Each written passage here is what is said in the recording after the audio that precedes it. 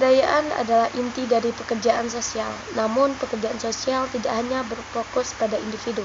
Ini juga bertujuan untuk memperdayakan kelompok dan komunitas, terutama mereka yang memiliki sejarah penindasan dan marginalisasi. Pekerjaan sosial menggunakan berbagai metode dan praktik dalam teori.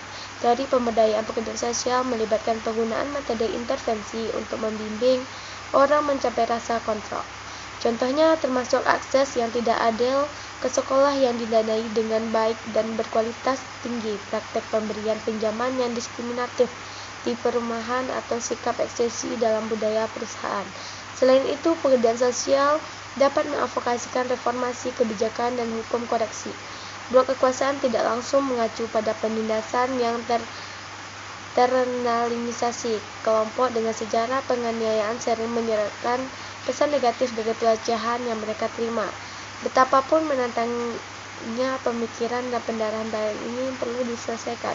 Pendekatan pemberdayaan bekerja untuk mengembangkan kesadaran pada beberapa tingkatan.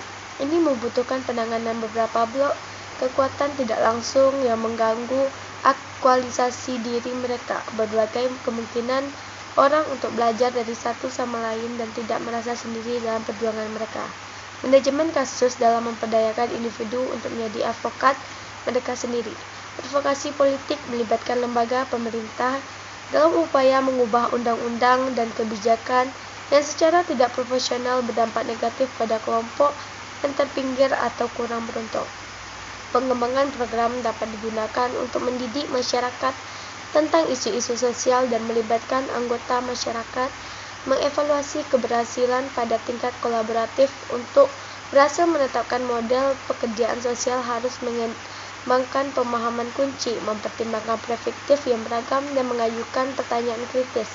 Orang harus melibatkan secara kritis sistem penindasan dan menemukan strategi yang mengarah pada perubahan, menantang norma-norma sosial untuk memungkinkan individu dan masyarakat untuk mendiskusikan model ekonomi dan struktur lain dalam masyarakat yang mempengaruhi kesetaraan dan kemudian mempertimbangkan alternatif. Reformasi kebijakan publik seringkali menjadi bagian penting untuk memperbaiki masalah sistematik yang membuat orang terpinggir dan melanggengkan ketidakseimbangan kekuasaan.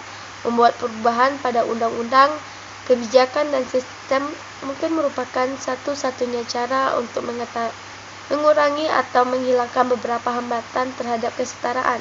Kesadaran seperti itu dapat memacu pemerintahan kebijakan nasional, negara bagian dan lokal yang melemahkan orang dan mengalami tindakan koleksi terhadap kebijakan tersebut.